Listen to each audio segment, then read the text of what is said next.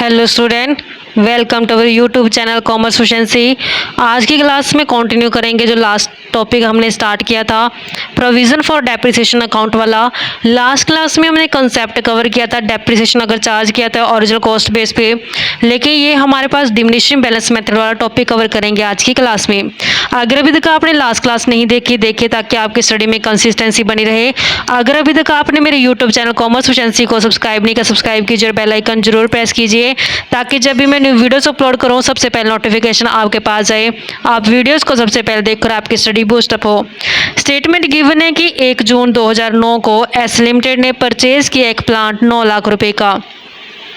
1 दिसंबर 2011 को part of the plant यानी कि पूरा नहीं बेचा, सिर्फ इसका एक हिस्सा जो 1.5 लाख रुपए की कॉस्ट बनती थी कि 9 लाख में से 1.5 लाख रुपए वाली कॉस्ट वाला प्लांट 60,000 में बेच दिया।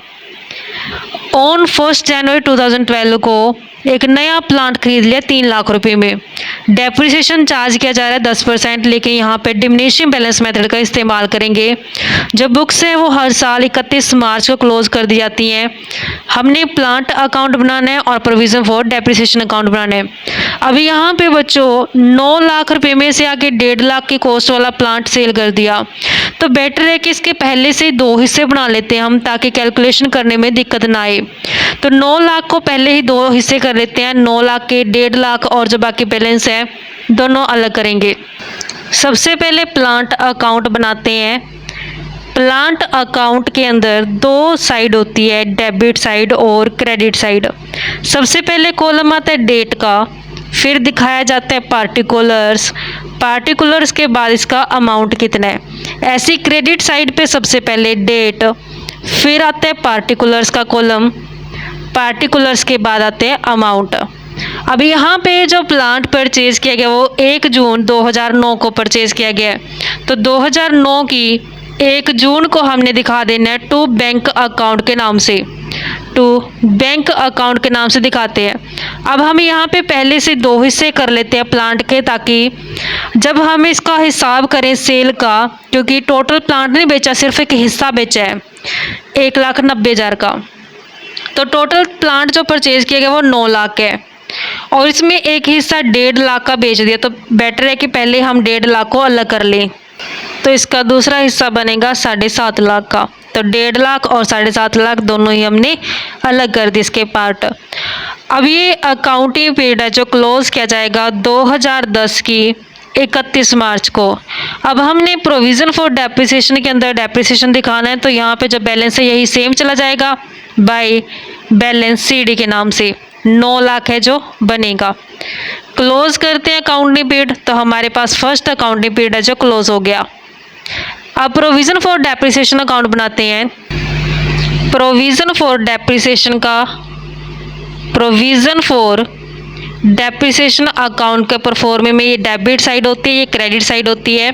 सबसे पहले आते हैं डेट, फिर आते हैं पार्टिकुलर्स के बाद दिखाया जाता है अमाउंट को। ऐसे क्रेडिट साइड पे डेट आती है, फिर आते हैं पार्टिकुलर्स के बाद आता है अमाउंट। अब यहाँ पे हमने डेप्रिसिएशन चार्ज करना है। जब हमने इसका थ्योरी बेस कवर किया था उसमें हमने समझा था कि प्रोविज़न फॉर डेप्रिसिएशन का जो बैलेंस होता है वो क्रेडिट बैलेंस होता है। तो हमने जो अकाउंटिंग पीरियड स्टार्ट किया गया, जब प्लांट परचेज किया गया वो 1 जून 2009 को परचेज किया गया, तो ये अकाउंटिंग ईयर क्लोज किया गया होगा 2010 की 31 मार्च को। तो यहाँ पे बाय डेप्रिसिएशन अकाउंट के नाम से डेप्रिसिएशन दिखाते हैं। दोनों पार्ट हमने यहाँ पे स्टार्टिंग से लग कर लेने हैं। जो पहला पार्ट है इसका वो बनता है 1.5 लाख का, तो हम डेप्रिसिएशन लगाते हैं 1.5 लाख के ऊपर। डेप्रिसिएशन की जो रेट है वो 10% है। जो ये प्लांट परचेज किया गया वो जून को परचेज किया गया है, तो इसका इस्तेमाल 1 जून से लेकर के कंप्लीट जून मंथ, जुलाई, अगस्त, सितंबर, अक्टूबर, नवंबर, दिसंबर, जनवरी, फरवरी और मार्च, टोटल 10 महीने तो 10 महीने का हम बनाते हैं, कैलकुलेट करेंगे तो अमाउंट यहाँ पे हमारे पास 12,500 बनती है। ऐसे ही जो सेकंड पार्ट है इसका 7.5 लाख का 10% करेंगे, ये भी 10 महीने का बनेगा। तो ये बैलेंस बनता है 62,500 से। 12,500 प्लस 62,500 ऐड करते हैं तो 75,000 है जो टोटल डेप्रिसिएशन बन गया। ये अकाउंटिंग पीरियड क्लोज करते हैं, क्लोज किया जाएगा 2010 को 31 मार्च को। तो क्लोजिंग बैलेंस कैलकुलेट करेंगे टू बैलेंस सीडी के नाम से 75,000 है जो बैलेंस आ जाएगा। टोटल क्लोज करते हैं, टोटल करके तो हमारे पास 75,000 से। क्लोजिंग बैलेंस में भी हम एक बार दोनों को अलग दिखा देते हैं। जो एक पार्ट है उसका हिस्सा बनता है 12,500 से, बी पार्ट का हिस्सा बनता है 62,500 से। तो इस तरीके से ये 75,000 जो टोटल बना है।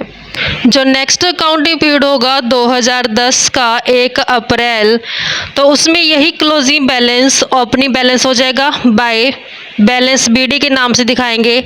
यही 75,000 है जो ओपनिंग बैलेंस हो गया। तो यहाँ पे भी दोनों को अलग दिखा देते हैं। ए हिस्सा है जो 12,500 का, बी हिस्सा है जो 62,500 का। इस तरीके से 75,000 जो टोटल बन जाएगा। फर्स्ट अकाउंटिंग पीरियड कंप्लीट हो गया। सेकंड अकाउंटिंग पीरियड स्टार्ट करते हैं प्लांट अकाउंट से। तो सेकंड अकाउंटिंग पीरियड जो स्टार्ट किया जाएगा वो 2010 की 1 अप्रैल से स्टार्ट होगा। ये क्लोजिंग बैलेंस नेक्स्ट पीरियड का ओपनिंग बैलेंस हो जाएगा। तो टू बैलेंस बीडी के नाम से दिखाएंगे। इसमें जो ये क्लोजिंग बैलेंस है इसमें एक हिस्सा 1.5 लाख है और दूसरा हिस्सा 7.5 लाख है। तो टोटल 9 लाख बैलेंस है ये। इस अकाउंटिंग पीरियड के दौरान कोई भी ट्रांजेक्शन है जो एडिशन ट्रांजेक्शन नहीं की गई है, तो इसे हम क्लोज कर देते हैं। ये अकाउंटिंग पीरियड क्लोज किया जाएगा 2011 की 31 मार्च को। क्लोजिंग बैलेंस कैलकुलेट करते हैं बाय बैलेंस सीडी। तो सेम बैलेंस यही रेफर किया जाएगा क्योंकि डेप्रिसिएशन तो हमने प्रोविजन फॉर डेप्रिसिएशन अकाउंट के अंदर दिखाना है।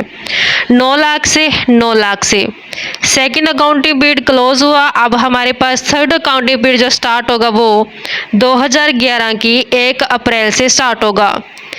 टू बैलेंस बीडी के नाम से दिखाएंगे। जो फर्स्ट इसका पार्ट है 150, सेकंड पार्ट है इसका 750। तो टोटल 9 लाख से हमने दिखा देना है। अब हमने provision for depreciation account complete करना है। ये प्रोविज़न फॉर डेप्रिसिएशन अकाउंट है। जो ये अकाउंटिंग पीरियड स्टार्ट हुआ था 1 अप्रैल 2010 से, ये क्लोज किया गया है 2011 के 31 मार्च को। तो डेप्रिसिएशन चार्ज करते हैं बाय डेप्रिसिएशन अकाउंट के नाम से दिखाएंगे। ध्यान रखना बच्चों, यहाँ पे जो डेप्रिसिएशन है वो रिटर्न डाउन वैल्यू मेथड से है। रिटर्न डाउन वैल्यू मेथड का मतलब क्या है कि जो ओरिजिनल कॉस्ट है उसमें से माइनस करके डेप्रिसिएशन जो बैलेंस आएगा उसके ऊपर हमने डेप्रिसिएशन है जो कैलकुलेट करना है। तो अब हमने 2 पार्ट अलग अलग किए, इस कारण से हम इसका अलग ही कैलकुलेट करेंगे। फर्स्ट पार्ट में जो उसकी ओरिजिनल कॉस्ट है वो 1.5 लाख है, उसका डेप्रिसिएशन बनता है 12,500। तो हमने फर्स्ट पार्ट का डेप्रिसिएशन जब लगाएंगे 1.5 लाख ओरिजिनल कॉस्ट माइनस करते हैं 12,500 इसका डेप्रिसिएशन, तो बैलेंस हमारे पास आता है 1,37,500 से। तो अब डेप्रिसिएशन जो चार्ज किया जाएगा वो 1,37,500 पे किया जाएगा, ना कि ओरिजिनल कॉस्ट 1.5 लाख पे।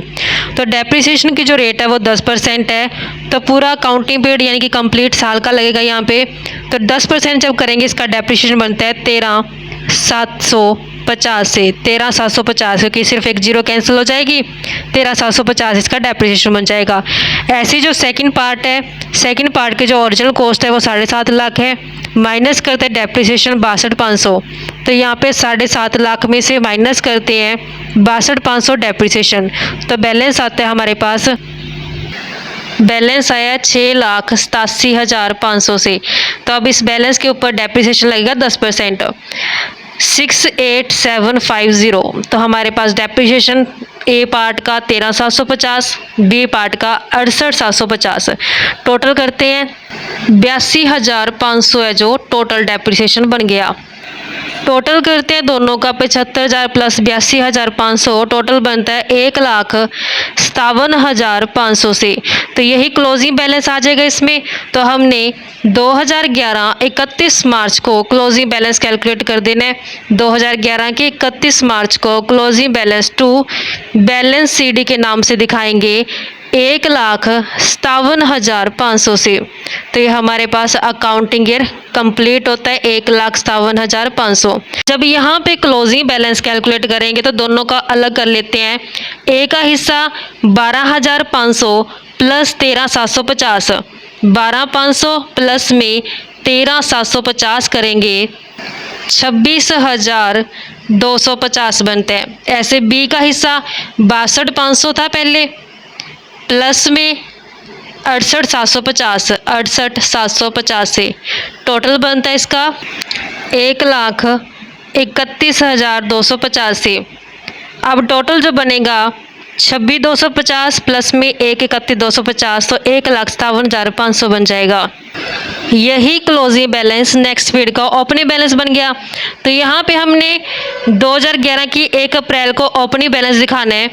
ए का जो बैलेंस बनता है 26,250, तो यहाँ पे 26,250 आ जाएगा। बी का बैलेंस बनता है 1,31,250 से, टोटल आता है 1,57,500 से। स्टेटमेंट गिवन है कि कहता कि जो प्लांट था हमारे पास जिसकी वैल्यू 150 थी, ये 1 जून वाला यानी कि इसी का एक हिस्सा है 1.5 लाख वाला, इसको 1 दिसंबर 2011 को बेच दिया 60,000 रुपये में। तो अब हम इसका हिसाब करते हैं कि 1.5 लाख वाला प्लांट है जो 60,000 में बेच दिया, तो हम प्लांट अकाउंट के अंदर इसे पोस्ट करेंगे कि जब प्लांट को सेल किया गया है तो उसमें बैंक का जो रिसीव हुआ होगा। तो हमने 2011 की 1 दिसंबर को बेच दिया, तो बाय बैंक अकाउंट के नाम से दिखाएंगे, क्योंकि यहाँ पे बैंक का जो रिसीव हुआ है प्लांट को सेल करके। जो प्लांट सेल कर दिया गया वो 60,000 का कर दिया गया। अब हमने देखना है कि इस पूरी लाइफ टाइम के दौरान 1 दिसंबर तक डेप्रिसिएशन कितना बनता था इस प्लांट के ऊपर। तो हम लेके आएंगे depreciation by provision for depreciation account से, क्योंकि प्रोविज़न फॉर डेप्रिसिएशन अकाउंट की हेल्प से ही हमें पता चल पाएगा कि पूरी लाइफ टाइम के दौरान पूरी लाइफ टाइम कितनी बनती है इसकी। कब परचेज़ किया गया था, ये 1 जून 2009 को परचेज़ किया गया था। 1 जून 2009 से लेकर के 1 दिसंबर 2011 तक का टोटल कितना डेप्रिसिएशन है, ये प्रोविज़न फॉर डेप्रिसिएशन अकाउंट से कैलकुलेट करते हैं। ये हमारे पास प्रोविज़न फॉर डेप्रिसिएशन अकाउंट है।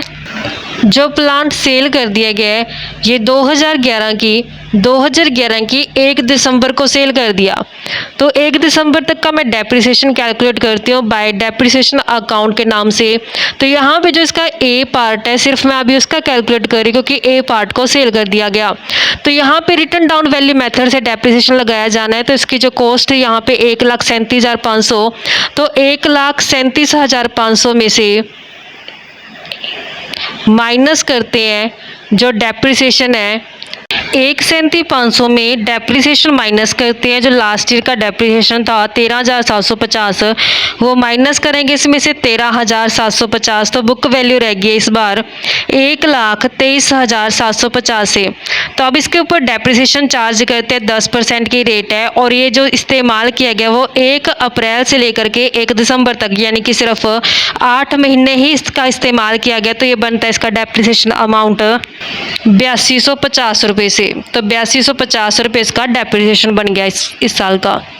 अब ओवरऑल पूरी लाइफ टाइम के दौरान जो डेप्रिसिएशन लगा है ए पार्ट जो कि 150 वाली कॉस्ट थी, तो 26,250 तो अब तक का बन गया और इस साल का 8,250 बन गया। तो टोटल यहाँ पे जो बनेगा उसको हमने प्लांट अकाउंट के अंदर ट्रांसफ़र कर देना है। तो 2011 की 1 दिसंबर को टू प्लांट अकाउंट के नाम से दिखाएंगे 26,250 प्लस में 8,250, जो यहाँ पे दोनों डेप्रिसिएशन है जिसका ऐड करके जो ओवरऑल डेप्रिसिएशन बनता है वो बनता है 34,500 से। तो 34,500 हमने प्लांट अकाउंट के अंदर दिखाने हैं। तो ये हमारे पास प्लांट अकाउंट है। प्लांट अकाउंट में हम यहाँ पे जब लिखा था प्रोविज़न फॉर डेप्रिसिएशन अकाउंट, तो यहाँ पे हम दिखा देंगे जो डेप्रिसिएशन बना है 34,500 का, तो 34,500 यहाँ पे हमने दिखा दिए है। अब हमने पता लगाना है कि क्या प्लांट को सेल करके प्रॉफिट हुआ या फिर लॉस हुआ है। तो हमें प्रॉफिट या लॉस जानने के लिए 1 दिसंबर की ही कॉस्ट भी चाहिए और सेल प्राइस भी चाहिए। अब हमें 1 दिसंबर का सेल प्राइस तो पता है कि 60,000 है, तो कॉस्ट कैलकुलेट कर सकते हैं। कैसे कॉस्ट कैलकुलेट करेंगे कि हमारे पास जिसकी ओरिजिनल कॉस्ट थी वो 150 थी, 150 में से अब तक जो टोटल ओवरऑल पूरी लाइफ टाइम का डेप्रिसिएशन 34,500 है, तो 34,500 इसमें से डेप्रिसिएशन माइनस करेंगे तो हमें जो वैल्यू पता चलेगी वो 1 दिसंबर 2011 की कॉस्ट पता चल जाएगी कि इसकी बुक वैल्यू है कितनी। बुक वैल्यू हमें पता लगानी है। 1,15,500 आ गई, 1,15,500। अब ये बुक वैल्यू और ये सेल हमें गिवन है कि जो प्लांट सेल कर देगा वो 60,000 का कर दिया। 1,15 वाला 60 में कर दिया तो लॉस में किया, ये 55,500 का लॉस दिखा देंगे, तो 55,500 लॉस हो गया। तो by statement of profit and loss के नाम से हम यहाँ पे दिखा देंगे 55,500 का लॉस 1 दिसंबर को हो गया। तो ये जो पार्ट था ओरिजिनल कॉस्ट 150 का वो कंप्लीट हो गया यहीं पे। अब हम एक नेक्स्ट प्लांट है जो और परचेज किया गया है। जो नया प्लांट परचेज किया गया है वो 2012 की 1 जनवरी को खरीदा गया है 3 लाख रुपए का। तो रिकॉर्ड करते इसको प्लांट अकाउंट के अंदर। ये प्लांट अकाउंट के अंदर हमने इसको रिकॉर्ड कर देना है, क्योंकि जब प्लांट परचेज किया गया तो बैंक चला गया है, तो यहाँ पे हमने टू बैंक अकाउंट के नाम से दिखा देना है कि सेकंड प्लांट परचेज किया गया है 2012 की 1 जनवरी को 3 लाख रुपए में खरीद के लेके आए हैं। ये अकाउंटिंग पीरियड क्लोज करते हैं, स्टार्ट हुआ 1 अप्रैल 2011 को, क्लोज किया जाएगा 2012 की 31 मार्च को। तो यहाँ पे हमारे पास क्लोजिंग बैलेंस आएगा, बाय बैलेंस सीडी के नाम से लिखेंगे। जो क्लोजिंग बैलेंस बनता है 10,50,000 का बनता है, तो 10,50,000 रुपये से क्लोजिंग बैलेंस है जो प्लांट अकाउंट का आ गया। जो इसका टोटल बनता है अकाउंट का वो बनता है 12 लाख रुपए से, तो 12 लाख और ये 12 लाख हमने टोटल दिखा देना है। अब प्रोविज़न फॉर डेप्रिसिएशन अकाउंट बनाते हैं। जो थर्ड अकाउंटिंग ईयर है ये क्लोज होते हैं 31 मार्च 2012 को। इसमें हमारे पास कौन से प्लांट है जिसके ऊपर डेप्रिसिएशन लगेगा? एक तो फर्स्ट प्लांट का बी पार्ट और एक जो नया सेकंड प्लांट परचेज किया है, सिर्फ ये 2 प्लांट बचते हैं जिसके ऊपर डेप्रिसिएशन लगाया जाएगा। तब हमारे पास अकाउंटिंग ईयर क्लोज करते हैं 2012 की 31 मार्च को, तो बाय डेप्रिसिएशन अकाउंट के नाम से दिखाएंगे। डेप्रिसिएशन चार्ज किया गया रिटर्न डाउन वैल्यू मेथड से, तो रिटर्न डाउन वैल्यू मेथड से हम लगाते हैं डेप्रिसिएशन को। सेकंड प्लांट की कॉस्ट है 6,87,500, उसमें से माइनस करते हैं डेप्रिसिएशन 68,750 से, क्योंकि depreciation return down value method से लगाएंगे। 6,87,500 में से डेप्रिसिएशन जो पिछले साल का 68,750 माइनस करेंगे, जो बैलेंस आएगा उसके ऊपर पूरे साल का डेप्रिसिएशन लगाया जाएगा। बैलेंस बनता है माइनस करके 6,18,750 से। तो इसका इस्तेमाल सेकंड पार्ट का पूरे साल किया गया, तो पूरे साल का डेप्रिसिएशन 10% लग जाएगा, जो बनेगा 6,18,75 से। अब जो सेकंड प्लांट परचेज किया गया उसके ऊपर डेप्रिसिएशन लगाते हैं। जो सेकंड प्लांट परचेज किया गया था वो हमने 2012 की 1 जनवरी को दिखाया था 3 लाख का। तो जनवरी से लेकर के 31 मार्च तक 3 महीने का डेप्रिसिएशन इसके ऊपर लगेगा। ओरिजिनल कॉस्ट है 3 लाख, डेप्रिसिएशन की रेट है 10% और 3 महीने इस्तेमाल किया गया इसका, तो डेप्रिसिएशन बना 7,500 रुपये। तब टोटल डेप्रिसिएशन करते हैं 61,875 प्लस में 7,500, 69,375 है जिसका टोटल बनेगा। और यही क्लोजिंग बैलेंस हो जाएगा हमारे पास 2012 के 31 मार्च को। टू बैलेंस सीडी के नाम से दिखाएंगे। टू बैलेंस सीडी जो क्लोजिंग बैलेंस आएगा हमारे पास वो टोटल करते हैं। सबसे पहले यहाँ पे इसका जो टोटल बनता है वो आता है 2,35,125 से 2,35,125 और 2,35,125। तो तो डेबिट साइड का टोटल माइनस करेंगे तो बनेगा 2,06,25 रुपये जो क्लोजिंग बैलेंस आता है। इस तरीके से बच्चों हमारे पास ये क्वेश्चन बनता था। आई होप क्या क्लियर हो गया होगा। नेक्स्ट क्लास में जो टॉपिक लास्ट टॉपिक बनता है असेट्स डिस्पोजेबल अकाउंट का, वो हम कवर करेंगे। ऐसे ही रेगुलर क्लासेस के लिए आप मेरे यूट्यूब चैनल कॉमर्स एफिशिएंसी को सब्सक्राइब, लाइक और शेयर करें। बेल आइकन जरूर प्रेस करें ताकि जब भी मैं न्यू वीडियोस अपलोड करूं सबसे पहले नोटिफिकेशन आपके पास जाए, आप वीडियोस को सबसे पहले देखकर आपकी स्टडी बूस्टअप हो।